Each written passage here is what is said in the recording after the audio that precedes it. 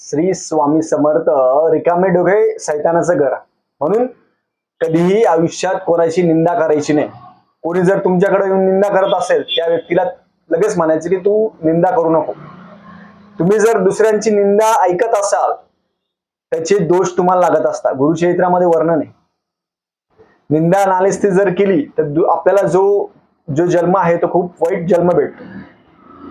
म्हणून कोणाची निंदा नालिस्ती करू नका. खूप जणांना सवय असते, समोर खूप जण गोड बोलता, माघारी खूप जण शिव्या देतात, पण त्याचे कर्म तुम्हाला भोगावं लागत असतात. कोणी जर तुमच्याकडे जवळ येऊन जर निंदा करत असेल त्याचे दोष तुम्हाला खूप लागतात. म्हणजे पुढच्या जन्मी तुम्हाला कुत्रा असेल, मांजर असेल या गोष्टी व्हावं लागतात.